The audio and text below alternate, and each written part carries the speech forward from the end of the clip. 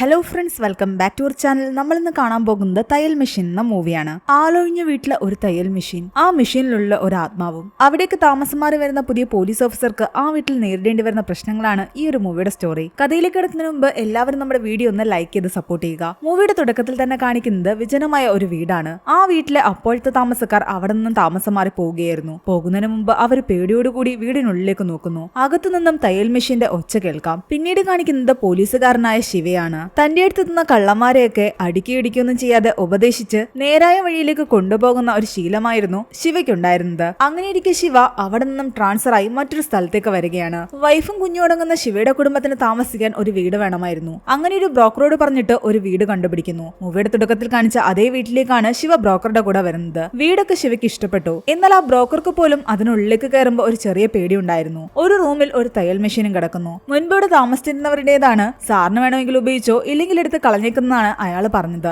എന്താണെങ്കിലും തന്റെ വൈഫ് അത്യാവശ്യം തയ്ക്കാൻ അറിയുന്ന വ്യക്തിയാ, അതുകൊണ്ട് അവൾ ഉപയോഗിച്ചോളൂ എന്ന് പറഞ്ഞിട്ട് ശിവ അത് അവിടെ തന്നെ ഇട്ടു. എന്നിട്ട് ബ്രോക്കറോട് പറയുന്നുണ്ട് തന്റെ സാധനങ്ങളെല്ലാം താൻ ഇങ്ങോട്ടേക്ക് അയക്കുന്നുണ്ട്, അത് ആരെങ്കിലും വിട്ട് ഒന്ന് എടുത്തു വയ്പ്പിക്കണമെന്ന്. അങ്ങനെ ശിവ നേരെ പോലീസ് സ്റ്റേഷനിൽ പോയി ജോയിൻ ചെയ്യുന്നു. ശിവ ചാർജ് എടുത്ത അതേ ദിവസം തന്നെയായിരുന്നു ആ നാട്ടിൽ നിന്നും വിനീത് എന്ന് പറയുന്ന ഒരു പയ്യൻ പുതുതായിട്ട് അവിടെ ജോയിൻ ചെയ്യാൻ വന്നത്. അയാളുടെ ഫസ്റ്റ് പോസ്റ്റിംഗ് ആയിരുന്നു അത്. നാട്ടിൽ തന്നെയുള്ള ആളായ സ്ഥിതിക്ക് ഈ നാട്ടിലുള്ള എല്ലാ കാര്യങ്ങളും വിനീതിന് അത്യാവശ്യം അറിയാമായിരിക്കുമെന്ന് ശിവയ്ക്ക് മനസ്സിലായി. അതുകൊണ്ട് നമുക്ക് നാടൊക്കെ ഒന്ന് ചുറ്റിക്കാണാമെന്ന് പറഞ്ഞിട്ട് വിനീതിനെയും കൂട്ടി ശിവ പുറപ്പെടുന്നു. പൊതുവെ അവിടെ അങ്ങനെ വലിയ കേസുകളൊന്നും തന്നെ വരാറില്ല, കൂടുതലും മോഷണമാണ് വരാറ്. അങ്ങനെ ജോയിൻ ചെയ്യുന്നതിന്റെ അന്ന് തന്നെ ഒരു മോഷണ കേസിന്റെ ഭാഗമായിട്ടൊരു വീട്ടില് അവർ അന്വേഷിക്കാൻ ചെല്ലുന്നു. ആ മോഷണ രീതിയൊക്കെ കണ്ടിട്ട് ഈ നാട്ടിലുള്ള ആരും തന്നെ ആയിരിക്കില്ല എന്ന് വിനീത് പറയുന്നുണ്ട്. പുറത്തുനിന്ന് വന്ന ആരെങ്കിലും ആയിരിക്കും. അതേസമയം തന്നെ ശിവയുടെ സാധനങ്ങൾ ഇറക്കാൻ വേണ്ടിയിട്ട് ആൾക്കാർ വന്നിട്ടുണ്ടായിരുന്നു. അതിലൊരാള് സിഗരറ്റ് വലിച്ചുകൊണ്ട് അകത്തേക്ക് കയറിയതും ആ സിഗരറ്റിന്റെ പുകയ്ക്ക് മുന്നിലായിട്ട് ഒരു സ്ത്രീരൂപം പ്രത്യക്ഷപ്പെടുന്നത് അയാൾ കാണുന്നു. അതുകൊണ്ട് അയാൾ നല്ലപോലെ പേടിച്ചു. അതുപോലെ തന്നെ രണ്ടാമത്തെ ആൾ നോക്കുമ്പോ അവിടെ ഇരിക്കുന്ന തയ്യൽ മെഷീൻ തനിയെ കറങ്ങിക്കൊണ്ടിരിക്കുകയാണ്. പേടിച്ചു പോയ രണ്ടുപേരും തങ്ങളുടെ ജോലിയെല്ലാം വിട്ടിട്ട് അവിടെ നിന്ന് ഓടി.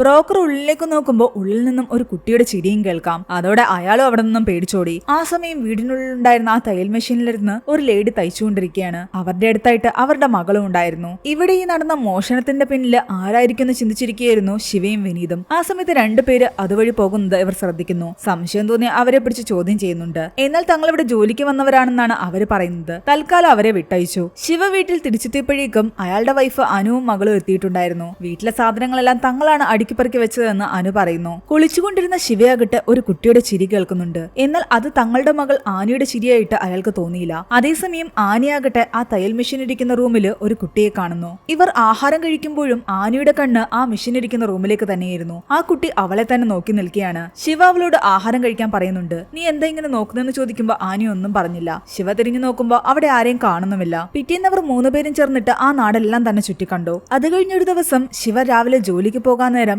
ആനി വന്ന് പറയുന്നുണ്ട് തനിക്കൊരു ബോൾ വേണമെന്ന്. സാധാരണ അവള് ബോൾ കൊണ്ടൊന്നും കളിക്കാറില്ല. നിനക്കെന്തിനാ ബോൾ എന്ന് ചോദിക്കുമ്പോൾ എനിക്ക് പുതിയൊരു കൂട്ടുകാരിയെ കിട്ടിയിട്ടുണ്ട്, അവളുടെ കൂടെ കളിക്കാനാണെന്നാണ് അവള് പറയുന്നത്. അടുത്തുള്ള ഏതെങ്കിലും കുട്ടിയായിരിക്കുമെന്ന് ശിവ വിചാരിക്കുന്നു. ശിവ സ്റ്റേഷനിൽ എത്തിയപ്പോഴേക്കും നേരത്തെ ഇവർ അന്വേഷിക്കാൻ പോയ ആ വീട്ടിൽ മോഷണം നടത്തിയ കള്ളന്മാരെ വിനീത് പിടിച്ചിട്ടുണ്ടായിരുന്നു. തലേന്ന് രാത്രിയും ഈ കള്ളന്മാര് മോഷ്ടിക്കുന്ന ഒരു വീട്ടിൽ കയറിയ ശേഷം ഓടുന്ന വഴിക്ക് പോലീസുകാരുടെ ജീപ്പിന്റെ മുന്നിൽ പെട്ടതാണ്. ശിവയ്ക്ക് കള്ളന്മാരെ കണ്ടതും മനസ്സിലായി. കാരണം തലേന്ന് ഇവർ വഴിയിൽ വെച്ച് ചോദ്യം ചെയ്ത അതേ ആൾക്കാർ തന്നെയായിരുന്നു. ഇത്തവണ ഇവരാകട്ടെ ശിവയുടെ വീട്ടിലായിരുന്നു മോഷ്ടിക്കാൻ കയറിയത്. പക്ഷേ മോഷണം പൂർത്തിയാക്കാതെ അവർ അവിടെ നിന്നും ഇറങ്ങി ഓടിയതാണ്. പേടിച്ചുകൊണ്ട് അവർ പറയുന്നുണ്ട് ആ വീട്ടിൽ സാറും വൈഫും കുട്ടിയും മാത്രമല്ല ഉള്ളത്, വേറെ രണ്ടുപേരും കൂടി ഉണ്ടെന്ന്. ഞങ്ങൾ രണ്ടുപേരെ കൂടി കണ്ടുവെന്ന്. കേസിൽ നിന്ന് ഊരാൻ വേണ്ടിയിട്ട് ഇവർ കള്ളം പറയുകയാണെന്ന് ശിവ വിചാരിക്കുന്നു. എന്നാൽ അവര് പറയുന്നുണ്ട് ഇതുവരെയുള്ള മോഷണങ്ങളെല്ലാം ചെയ്തത് ഞങ്ങൾ തന്നെയാ, എല്ലാ കുറ്റവും ഞങ്ങൾ ഏറ്റെടുക്കുന്നു. പക്ഷെ സാറിന്റെ വീട്ടിൽ നിന്ന് ഒരു സാധനം പോലും എടുക്കാൻ അവർ ഞങ്ങളെ സമ്മതിച്ചില്ല. നിങ്ങൾ എന്തൊക്കെയാ പറയുന്നതെന്ന് ശിവ ചോദിക്കുമ്പോൾ അവർ നടന്ന കാര്യങ്ങൾ പറയുന്നു. ഇവർ മോഷ്ടിക്കാൻ വേണ്ടിയിട്ട് ശിവയുടെ വീടിന്റെ വാതില് പതിയെ ഇളക്കാൻ ശ്രമിക്കുമ്പോൾ ആ വാതില് തനിയെ തുറക്കുന്നു. ഉള്ളിലേക്ക് കയറി അവർ സാധനങ്ങൾ എടുക്കാൻ നേരത്ത് ഒരു സൗണ്ട് കേൾക്കുന്നു. അത് ആ തയ്യൽ മെഷീൻ ഇരുന്ന റൂമിൽ നിന്നായിരുന്നു.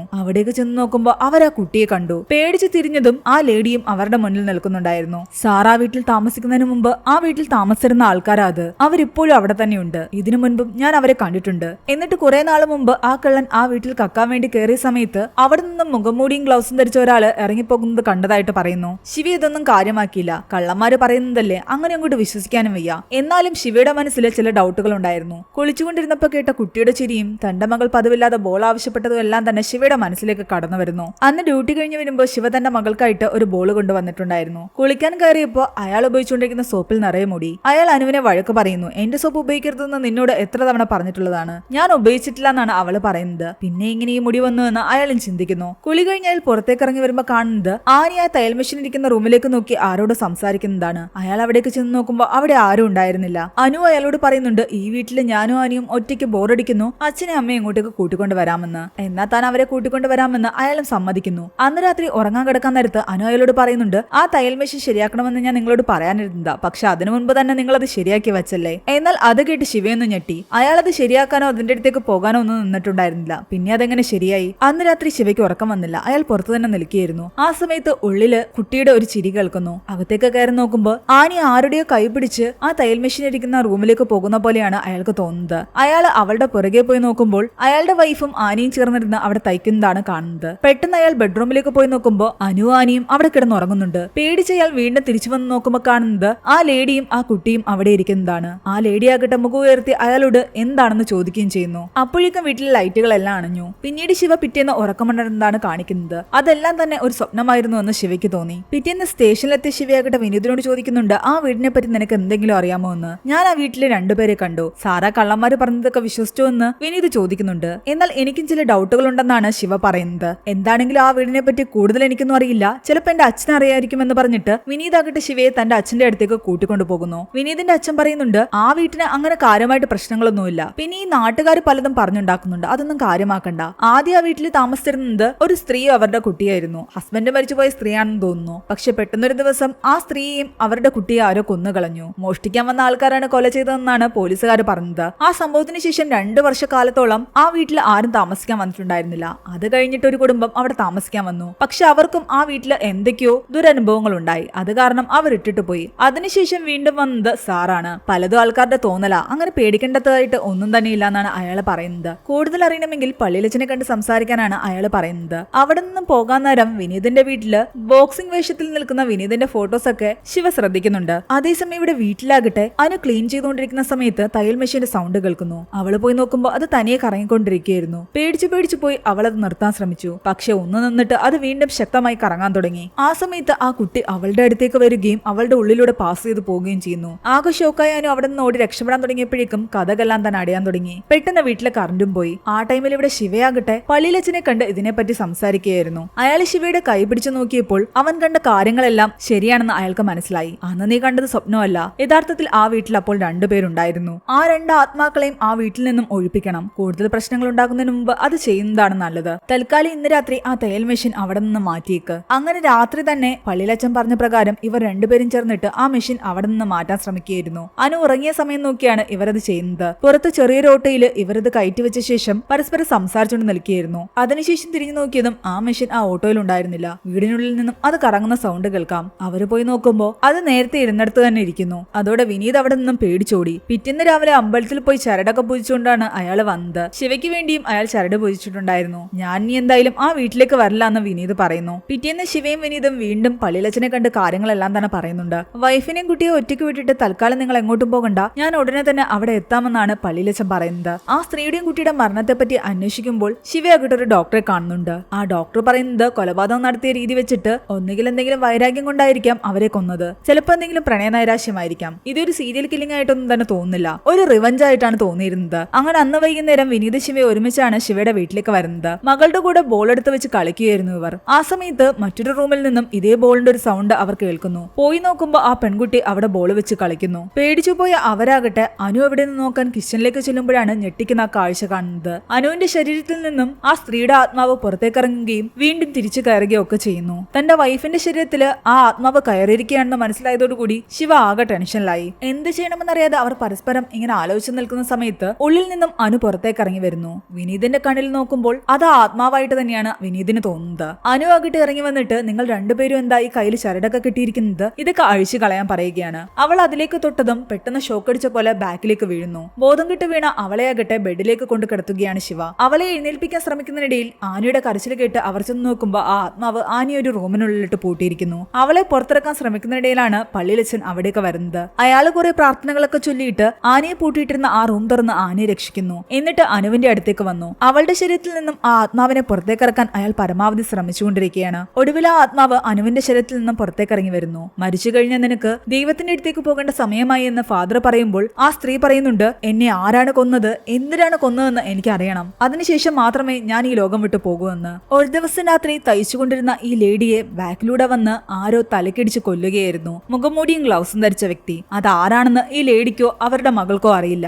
അതാരാണെന്ന് കണ്ടെത്തണം. അതറിഞ്ഞെങ്കിൽ മാത്രമേ ഈ ആത്മാവ് പോകൂ. എന്നാൽ അതൊന്നും കേൾക്കാതെ ഫാദർ അതിനെ ഒഴിപ്പിക്കാൻ ശ്രമിക്കുകയായിരുന്നു. പക്ഷേ ആ ആത്മാവ് അനുവിന്റെ ശരീരത്തിൽ നിന്ന് ഇറങ്ങിയ ശേഷം നേരെ തയ്യൽ മെഷീനുള്ളിലേക്കാണ് കയറുന്നത്. ഫാദർ വീണ്ടും കുറെ ശ്രമം നടത്തി ആ തയ്യൽ മെഷീനുള്ളിൽ നിന്നും ആ ആത്മാവിനെ പുറത്തേക്ക് ഇറക്കാൻ ശ്രമിക്കുന്നു. ഒടുവിൽ പള്ളിയിലച്ഛൻ വിനീതിനോട് പറയുന്നുണ്ട്, ഒരു കാര്യം ചെയ്യ്, ഈ തയ്യൽ മെഷീൻ പല പല പാർട്സ് ആക്കി പുഴയിലേക്ക് കൊണ്ടെറിയാൻ. അങ്ങനെ പല പാർട്സുകളാക്കി വിനീത് അതിനെ കൊണ്ടുപോവുകയാണ്. വിനീത് പോയി കഴിയുമ്പോൾ അച്ഛന്റെ കൂടെ ഉണ്ടായിരുന്ന കപ്പിയാരാകട്ടെ അച്ഛനോട് പറയുന്നുണ്ട് ഈ വിനീതിനെ സംശയിക്കണമെന്ന്. ഇവൻ ഈ വീടുമായിട്ട് പല ബന്ധങ്ങളും ഉണ്ടായിരുന്നു. പള്ളിയിലച്ഛൻ അതാകട്ടെ ശിവയോടും പറയുന്നു, ആത്മാവ് തൽക്കാലത്തേക്ക് പോയിട്ടുണ്ടെങ്കിലും ഇനിയും പ്രശ്നങ്ങൾ ഉണ്ടാകും. പൂർണ്ണമായിട്ടും ആ ആത്മാവ് ഇവിടെ നിന്നും പോകണമെങ്കിൽ ആ ലേഡിയും മകളെയും കൊന്നതാരാണെന്ന് നീ കണ്ടെത്തണം. ശിവ പിന്നീട് അതിന്റെ പിറകെയായിരുന്നു. യഥാർത്ഥ കൊലപാതകി ആരാണെന്ന് കണ്ടെത്താനുള്ള ശ്രമമായിരുന്നു. അങ്ങനെ കുറെ നേരം ശിവ ആലോചിക്കുമ്പോൾ ആ കള്ളന്മാർ പറഞ്ഞ കാര്യങ്ങൾ ശിവയ്ക്ക് ഓർമ്മ വരുന്നു. അവരവിടെ കക്കാൻ കയറിയ സമയത്ത് ബോക്സിംഗ് ഗ്ലൗസും മുഖംമൂടിയൊക്കെ ഇട്ട ഒരാളായിരുന്നു അവിടെ നിന്ന് ഇറങ്ങിപ്പോയത്. അന്ന് രാത്രിയായിരുന്നു ആ കൊലപാതകം നടന്നതും. വിനീതിന്റെ വീട്ടിൽ പോയ സമയത്തും അവൻ ബോക്സിംഗ് ഗ്ലൗസ് ഒക്കെ ധരിച്ചിരിക്കുന്ന ഫോട്ടോ ശിവ കണ്ടിട്ടുണ്ടായിരുന്നു. അതുകൊണ്ട് തൽക്കാലം വിനീതിന്റെ വീട്ടിൽ അവൻ അറിയാതെ പോയി അന്വേഷിക്കാൻ ശിവ ശ്രമിക്കുന്നു. വിനീത് ആ സമയം കൊണ്ട് ആ തയ്യൽ മെഷീൻ പാർട്സ് ആക്കി പുഴയിലേക്ക് വലിച്ചെറിഞ്ഞിട്ടുണ്ടായിരുന്നു. വിനീത് വീട്ടിൽ തിരിച്ചെത്തുമ്പോൾ ശിവ തന്റെ വീട്ടിൽ നിൽക്കുന്നത് കണ്ടതോടുകൂടി വിനീതിന് മനസ്സിലായി ശിവ തന്നെ കണ്ടുപിടിച്ചുവെന്ന്. അങ്ങനെ വിനീത് ബാക്കിലൂടെ വന്ന് ശിവയെ അടിക്കുകയാണ്. അങ്ങോട്ടും ഇങ്ങോട്ടും വലിയ ഫൈറ്റ് നടക്കുന്നു. ഒടുവിൽ എങ്ങനെയൊക്കെ ശിവ വിനീതിനെ അടിച്ചു വീഴ്ത്തി. ആ സമയത്ത് വിനീതിന്റെ അച്ഛൻ അവിടേക്ക് വന്നിട്ട് എന്തിനാ തന്റെ മകനെ തല്ലുന്നതെന്ന് ചോദിക്കുമ്പോൾ ശിവ നടന്ന കാര്യങ്ങൾ പറയുന്നു. ആ അമ്മയും കുട്ടിയും കൊന്നത് ഇവനാണ്. എന്നാൽ തന്റെ മകൻ അങ്ങനെയൊന്നും ചെയ്യില്ല എന്നാണ് അയാൾ പറയുന്നത്. പക്ഷേ വിനീത് ചിരിച്ചുകൊണ്ട് പറയുന്നുണ്ട്, ഞാൻ തന്നെയാണ് അവരെ കൊന്നതെന്ന്. ആ സമയം പെട്ടെന്ന് ആ അമ്മയുടെയും കുട്ടിയുടെയും ആത്മാവ് അവിടെ പ്രത്യക്ഷപ്പെടുന്നു. വിനീത് ആദ്യം അവരെ കണ്ടെന്ന് പേടിച്ചെങ്കിലും പിന്നീട് ചിരിച്ചുകൊണ്ട് പറയുന്നുണ്ട്, നിന്നെ കൊന്നത് എന്തിനാണെന്ന് നിനക്ക് അറിയാമോ എന്ന്. എന്നിട്ട് ആ ഫ്ലാഷ് ബാക്കിലേക്ക് പോവുകയാണ്. നാട്ടിലെ പല കമ്മിറ്റികളിലും ഉണ്ടായിരുന്ന വിനീത് പല വീടുകളിലും കയറി ഇറങ്ങുമായിരുന്നു. അങ്ങനെ ഒരിക്കൽ ഇവരുടെ വീട്ടിൽ വന്ന സമയത്ത് ഇവളെ കണ്ട് വിനീതിന് ഒരുപാട് ഇഷ്ടമായി. പിന്നീട് പലയിടങ്ങളിൽ വെച്ചിട്ടും വിനീത് ഇവളെ കണ്ടിട്ടുണ്ട്. അവന്റെ മനസ്സിൽ അവളോട് അത്രയധികം ഇഷ്ടമായിരുന്നു. എന്നാൽ അവൾക്കതൊന്നും തന്നെ അറിയില്ലായിരുന്നു. ഒരു ദിവസം ഇവളെ കാണാൻ വേണ്ടിയിട്ട് വിനീത് ഇവളുടെ വീട്ടിലേക്ക് കയറി വരുന്ന സമയത്ത് പുറത്തെങ്ങും തന്നെ ആരെയും കാണാത്ത കാരണം ഉള്ളിലേക്ക് കയറി ചെല്ലുന്നു. അവളപ്പോൾ കുളിച്ചിട്ട് പുറത്തേക്ക് ഇറങ്ങി വന്നതാണ്.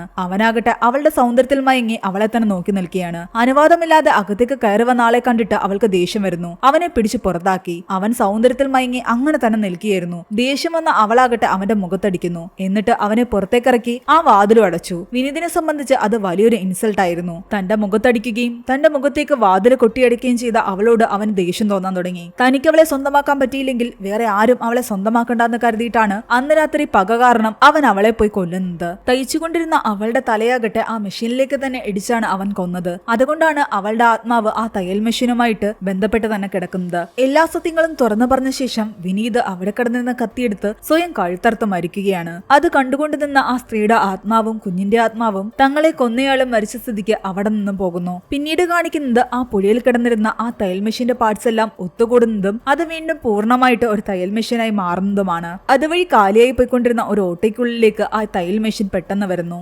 അതുമായിട്ട് ആ ഓട്ടോ എങ്ങോട്ടേക്കോ പോയി. അവിടെയാണ് ഈ ഒരു മൂവി അവസാനിക്കുന്നത്. ഈ മൂവിയുടെ സ്റ്റോറി എങ്ങനെ ഉണ്ടായിരുന്നു നിങ്ങൾ താഴെ കമന്റ് ചെയ്യുക. എക്സ്പ്ലനേഷൻ ഇഷ്ടപ്പെട്ടെങ്കിൽ വീഡിയോ ലൈക്ക് ചെയ്യാനും നമ്മുടെ ചാനൽ സബ്സ്ക്രൈബ് ചെയ്യാനും മറക്കണ്ട.